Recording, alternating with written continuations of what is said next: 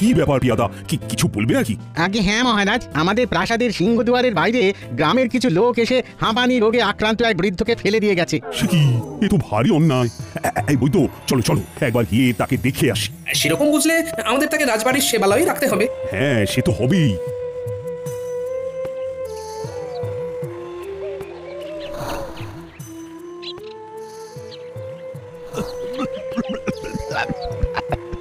বাবা, এনাকে তো দেখেই মনে হচ্ছে ভীষণ অসুস্থ।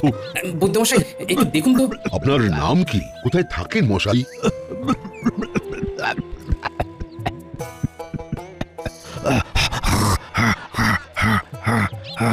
উনি তো শুধুই কাশছেন। মহারাজ, মহারাজ আপাতত এনাকে রাজপ্রাসাদের সেবালয়ে রাখার ব্যবস্থা করুন। এনার দ্রুত চিকিৎসার দরকার। মহারাজ, কি দরকার এসব ঝামেলা মাথায় নেওয়ার? এই মন্ত্রী, তুমি এসব কি বলছো শুনি? শোনো, তুমি এরকম অমানবিক হতে পারো, কিন্তু আমি নই। আপনাকে তো আর সেবা করতে হচ্ছে না, তাই আপনি নিজের মুখটা বন্ধ রাখুন। এই যে পেয়াদারা, তোমরা এনাকে নিয়ে যাও। ওই তো, তুমি তাড়াতাড়ি চিকিৎসার বন্দোবস্ত করতো।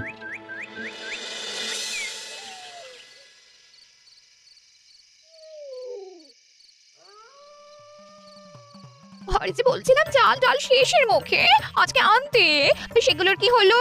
এত তাড়াতাড়ি চাল ডাল এসব শেষ হচ্ছে কি করে? আমি নিশ্চয়ই কাঁচা চাল ডাল মুঠো করে খেয়ে রাখি না। তুমি তো জানোই ঘরে এখন অতিরিক্ত দুজন মানুষ এসে রয়েছেন। আরে ওইটাই তো কথা, ওই দুজন বুড়ো বুড়িকে খাওয়াতে গিয়ে আর তাদের বাতের ব্যথার মালিশের তেল কিনতে গিয়ে শুধু খরচ আর খরচ। আর কতদিন চলবে? ছি ছি ছি, তুমি এইরকম করে আমার পিসি ঠাকুমা নকাকার নামে কটু কথা বলতে পারলে? তোমাকে তো আর কষ্ট করে রাজকোষ থেকে মোহর সরাতে হয় না। আমি জানি কতটা কষ্ট এবং কায়দা করতে হয়। বুঝেছি বুঝেছি, তুমি আসলে ভেবেছিলে যে আমার নকাকা আর পিসি ঠাকুমা তোমায় তুলে তুলে মোহর দেবেন, সেই লোভে তুমি ওনাদের থাকতে দিয়েছো। কিন্তু যখন দেখছো ওনারা এসবের কিছুটি নামগন্ধ করছেন না, অমনি তুমি ওনাদেরকে ঘর থেকে নামাতে চাইছো। হ্যাঁ, একদম ঠিক ধরেছো। তোমার দিনে দিনে মোহরের প্রতি লোভ একেবারে বেড়েই চলেছে, বেড়েই চলেছে।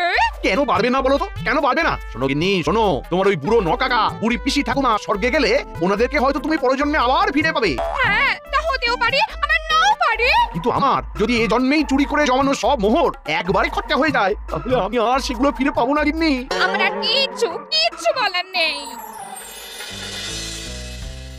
তাহলে তোমরা সকলেই বলছো যে রাজ্যের অবস্থা মোটামুটি সব ঠিকঠাকই আছে? হ্যাঁ মহারাজ, আপনি কোনো রকম চিন্তা করবেন না। হাঁটুর ব্যথাটা না বেশ বেড়েছে। ওই বৈদ্য থেকে আরে, এত বেলা হয়ে গেল এখনো বৈদ্যমশাই আসেননি, কি ব্যাপার? এরকম তো সচরাচর উনি করেন না। দেখুন কে যান, বেলা পর্যন্ত হয়তো ওপরে পড়ে ঘুমোচ্ছেন। মহারাজ, আসতে পারি?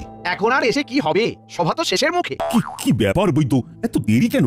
আর বলবেন না মহারাজ, আজকে যেন আমার বাড়িতে রোগীর ঢল নেমেছিল, তাই দেরি হলো। ও তাই? আসল ব্যাপারটা খোলসা করে বলো না বৈদ্য, যে তুমি এতগুলো রোগীর দক্ষিণা ছেড়ে চলে আসতে পারোনি। আগে মন্ত্রী মশাই, তবে আজ যারা এসেছিল তাদের বেশিরভাগকেই আমি সম্পূর্ণ বিনা দক্ষিণায় চিকিৎসা করেছি। তারা ভীষণই অসহায়। আমাদের রাজ্যের মানুষের যদি এই হারে শরীর খারাপ করে তাহলে তো খুবই মুশকিল।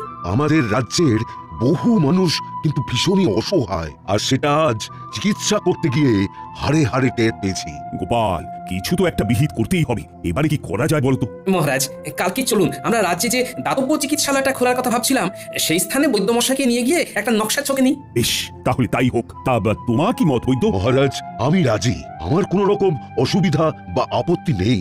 অসহায় ও অসুস্থ মানুষদের পাশে দাঁড়ানোর জন্য এর থেকে ভালো পদক্ষেপ আর কিছুই হতে পারে না মহারাজ। বেশ, তাহলে আজকের মতো এখানেই সভার কাজ শেষ করছি। কালকে সবাই কিন্তু ঠিক সময় হাজির হয়ে যেও। মহারাজ শুধু আমায় ছাড়া আর অন্য সব ব্যাপারে দরদি হয়ে ওঠেন।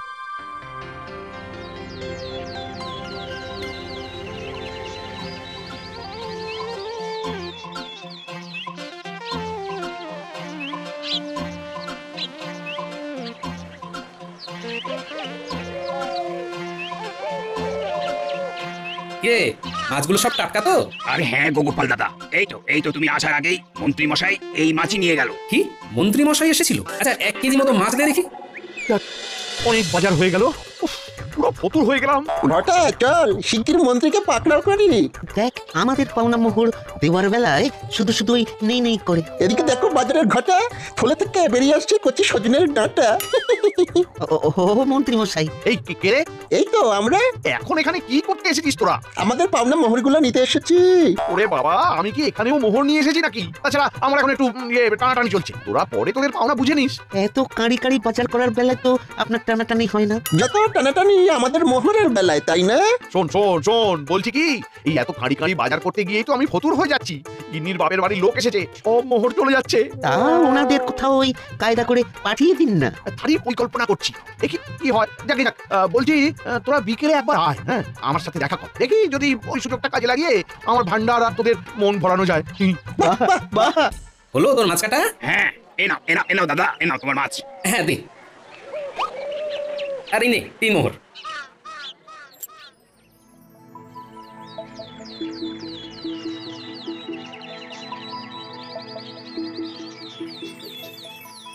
কি হে, সবাই এসে গেছো তো? তাহলে এবার রওনা দি। আগে না মহারাজ, বৈদ্যমশাই আসেননি এখন। কি, বৈদ্য আসেনি এখনো? কিন্তু আজ যে একটা শুভ দিন। আগে মহারাজ, আমার মনে হচ্ছে বৈদ্যমশাইয়ের বাড়িতে আজ অনেক রোগী এসেছে। কি ব্যাপার বলো তো? কৃষ্ণনগরে কি ইদানিং খুব বেশি মানুষই অসুস্থ হচ্ছে? বৈদ্যমশাই এলে জিজ্ঞাসা করতে হবে, কোনো কি নির্দিষ্ট ধরনের রোগ হচ্ছে নাকি? বৈদ্যকালকে বলছিল যে বহু অসহায় রোগী নাকি তার কাছে আসছে। হ্যাঁ, এবারে কোন দিক দিয়ে তারা অসহায়, আর্থিক নাকি মানসিক, সেইটা জানতে হবে। গোপাল, ওই দেখো জনদরদি বৈদ্যমশাই আসছেন তোমাদের দল ভারী করতে। ক্ষমা করবেন মহারাজ, আজও অনেক বেশি রোগী ছিল, তাই দেরি হয়ে গেল। কি ব্যাপার বলুন তো বৈদ্যমশাই, কোনো নির্দিষ্ট রোগের রোগীদের ভিড় কি বেশি হচ্ছে? না না না, তেমন কোনো নির্দিষ্ট রোগগ্রস্ত রোগীরা আসছে না আমার কাছে বিগত 2 দিন ধরে। হ্যাঁ হ্যাঁ হ্যাঁ হ্যাঁ, বলো তো বৈদ্য, তোমার কাছে কি এমন রোগের রোগী আসছে যাদেরকে সামলাতে গিয়ে তুমি একেবারে হিমশিম খেয়ে যাচ্ছ? মহারাজ, যেহেতু বর্ষাকাল আসছে তাই রোগের প্রকোপও বাড়ছে, সেই জন্যে রোগীর সংখ্যাও বেড়েছে। তবে গতকাল বা আজ এমন কিছু রোগী এসেছে যাদের কিছু জনের ভীষণই আর্থিক অভাব, আবার কেউ কেউ প্রতিবন্ধী, অর্থাৎ সবার সব অঙ্গ ঠিকঠাক সঞ্চালিত হয় না। এবং শুধু তাই নয়, এরা কেউ কেউ আবার আশ্রয়হীন এবং বাড়ির লোকেরা কেউ দেখে না। বাবা, এরকম রোগীর সংখ্যা বুঝি অনেক? অনেক না হলেও বেশ কিছু সংখ্যক তো রয়েছে। গুরুতর অসুস্থ হওয়ায় কষ্ট করে ওরা দেখাতে এসেছে। আমরা তো এদের ব্যাপারে সবসময় জানতেও পারি না। এছাড়া আমার কাছে যেসব প্রতিবন্ধী রোগীরা এসেছিলেন তারা প্রত্যেকেই বয়স্ক। এমনিতেই বয়স হয়ে গেলে নানা রকমের অসুবিধে দেখা দেয়। না না না না, আমি বেঁচে থাকতে আমার রাজ্যে বিনা চিকিৎসায়, বিনা সেবায় কোনো শারীরিকভাবে অক্ষম ব্যক্তিকে আমি মরতে দেব না। মহারাজ, যারা আর্থিকভাবে ভুগছে তাদের জন্য তো দাতব্য চিকিৎসালয় খোলা হচ্ছেই। হ্যাঁ, আর যতদিন না তৈরি হচ্ছে এই চিকিৎসালয় ততদিন বৈদ্য বিনা মোহরেই তাদেরকে চিকিৎসা করুক। এর জন্য আমি না হয় বৈদ্যকে অতিরিক্ত কিছু মোহর দক্ষিণা হিসেবে দিয়ে দেব। সে না হয় বুঝলাম মহারাজ, কিন্তু শারীরিকভাবে অক্ষম, আশ্রয়বিহীন বৃদ্ধ বা বৃদ্ধাদের কিছু একটা পারলে ব্যবস্থা করুন। গোপাল, কি করা যায় বলো তো? শারীরিকভাবে অক্ষম মুমূর্ষ রোগীদের এই মুহূর্তে আপনি রাজবাড়ির সেবালয়ে ঠাঁই দিন মহারাজ। যেমন ওই হাঁপানি রোগে আক্রান্ত বৃদ্ধটি আছে, তাই তো?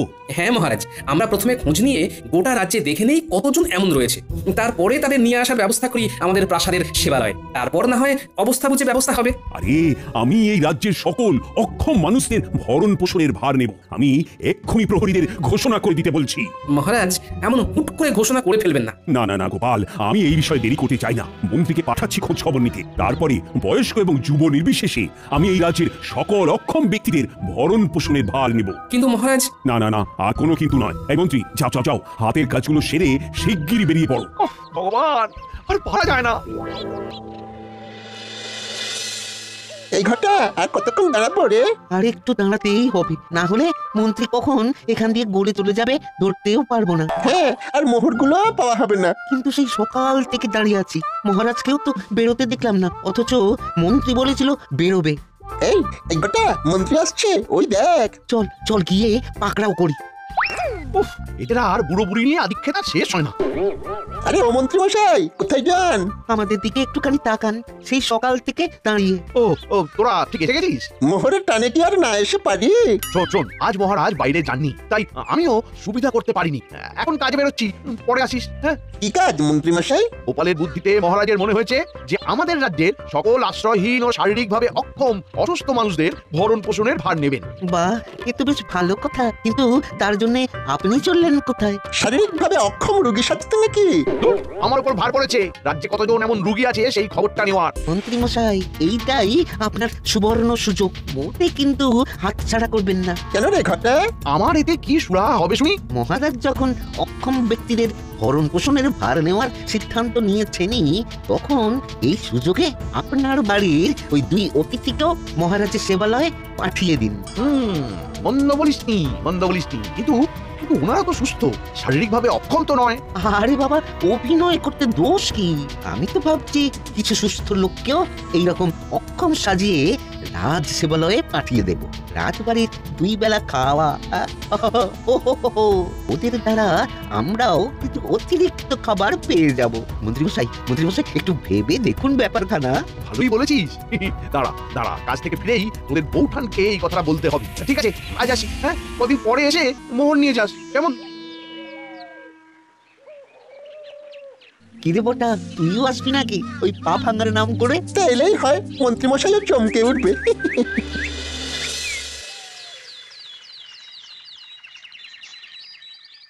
এই মন্ত্রী, তুমি ঠিকঠাক করে খোঁজ নিয়েছো তো?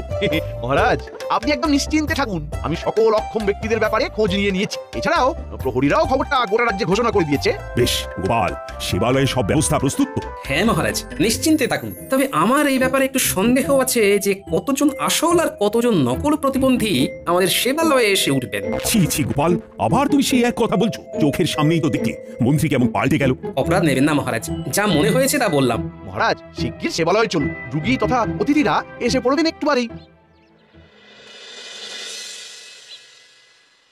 আসুন আসুন, সকলে আসুন। এই আলয়কে আপনাদের নিজেদেরই মনে করবেন, আর আপনাদের কোনো চিন্তা নেই। এবার থেকে আমি ও আমার সভাসদরা সর্বদা আপনাদের পাশে থাকবো। আমি তাহলে গুনছি মহারাজ, 1 2 3 4। কি বটা? দেখুন না, জ্বর সারছে না। তার মধ্যে যেই পাটা ভেঙে গেছিল সেটা নিয়ে আর সোজা হয়ে চলতে পারছি না, বেঁকে গেছি। সে কি? এ বাবা, না না না না না, ঠিক আছে ঠিক আছে, ভেতরে যাও ভেতরে যাও। মহারাজ, এই বটাকে ঢুকতে দেবে না। আমি ওকে একদিন আগেই সম্পূর্ণ সুস্থ অবস্থায় দেখলাম। এসব ওর ছল মহারাজ। গোপাল গোপাল, তুমি এসব বলো না। একদিনের ভেতরেই একজন সম্পূর্ণ সুস্থ মানুষ অসুস্থ হয়ে যেতে পারে। কিন্তু কোনো কিন্তু নেই গোপাল, যাও যাও ভেতরে গিয়ে সব দেখভাল করো। শেষমেশ বটাও চলে এলো।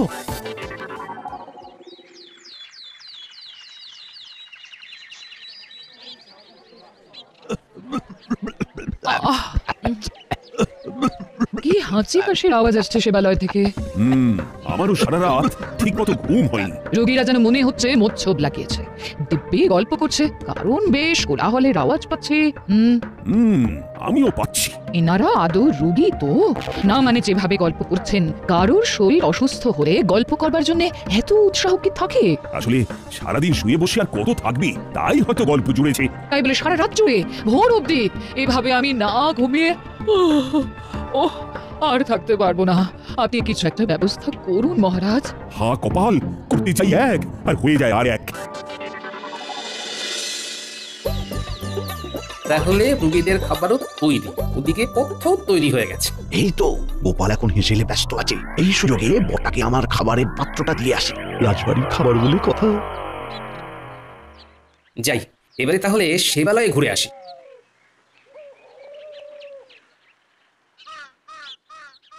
আরে, ওটা মন্ত্রী না? হাতে খাবারের পাত্র নিয়ে সেবালয়ে ঢুকছে কেন? তবে কি কোনো ফন্দি আছে? যাই, আড়ি পাতি।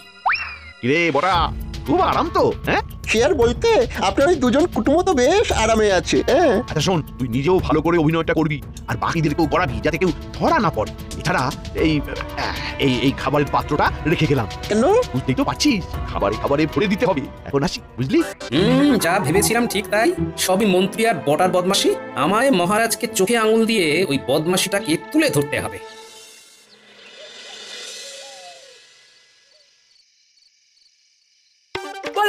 আমাদের ডেকেছিলে, কোনো দরকার ছিল কি? দরকার মানে ভীষণ দরকার। রাজবাড়ির সেবালয়ে জানালার নিচে ধুনো জেলে ধোঁয়া উঠাতে হবে, এমন ভাবে যাতে দেখে মনে হয় আগুন জ্বলছে। আর তা আজ ভোর রাত্রে করতে হবে।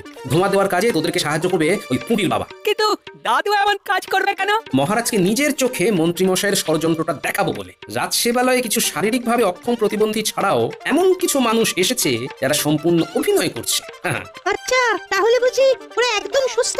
হ্যাঁ, রাজবাড়ির আরাম আর খাওয়া দাওয়া কে না চায় বল? এই ভাবনাটা আমার আগে থেকেই ছিল, বুঝলি? মহারাজকে বলেও ছিলাম, উনি বিশ্বাস করেননি, কিন্তু আজ নিজের কানে মন্ত্রী আর বটার কথা আমি শুনেছি, তাই আর ছাড়বো না। সব বদমাশি একবারে ফাঁস করবো। চিন্তা করো না দাদু, আমরা আছি তোমার সাথে। তুমি হাত দিলেই চলে আসবো। দাদু, আর একটু পরেই ভোর হবে, আর তখনই ধুনোটা জ্বালতে হবে। একদম একদম। আরে ওরা কারা? মন্ত্রী আর ঘটা না? হ্যাঁ তাই তো, সাথে বড় বড় দুখানা ঝোলা হেসেলের দিকে যাচ্ছে। নিশ্চয়ই আনাজপাতি চুরি করবে। ও মন্ত্রী মশাই, বলছি এই আলু আর পেঁয়াজ ছাড়াও আরো যেসব আনাজপাতি আছে সেগুলো কি ওই বস্তায় ঢোকাবো? হ্যাঁ হ্যাঁ, সব ঢোকা যতদিন না বাজার করতে হয়।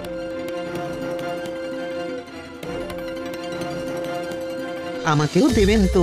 সব পাবি, এখন হাত চালা দেখি। পুটির বাবা, ধুনোটা জ্বালাও দেখি। হ্যাঁ তাহলে ধরাচ্ছি। আগুন আগুন, জোরে জোরে চিৎকার শুরু করো।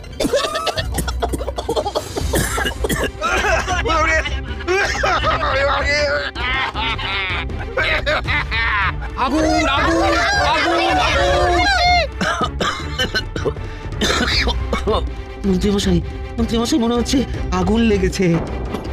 হ্যাঁ হ্যাঁ, এত ধোঁয়া। উড়ে বাবা, এই পালাই। আরে বাবারে, কি ধোঁয়া! সেবালয়ে যেতে হবে। ওখানে ওখানে সব অসুস্থ মানুষ, সবাইকে রক্ষা করতে হবে। আগুন আগুন! পালাও। উফ, আমাকে আমাকে কেউ তোলো। আমাকেও কেউ তুলে দাও। আসুন মহারাজ, উঠুন। ওদিকে আপনি যাদের অক্ষম রোগী ভেবেছিলেন, মন্ত্রী মশাই তাদের জন্য আনা কাঁচা আনাজপাতি ঘটাকে নিয়ে চুরি করতে এসেছিলেন।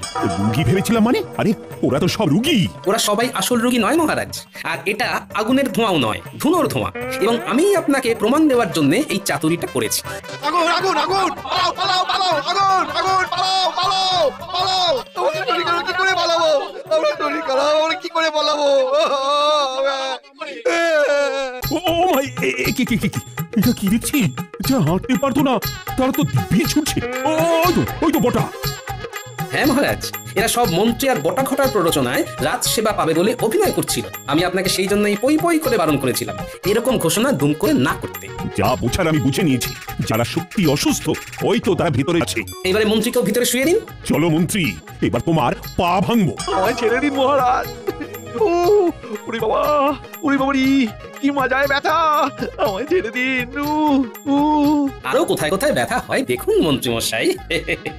দাঁড়াও, মন্ত্রীর হাত পা ভেঙে বিছানায় শুইয়ে তোমায় সেবা করবো। আমায় ছেড়ে দিন মহারাজ, আর হবে না। আমার সব পরিকল্পনা জলে চলে গেল, সব জলে চলে গেল।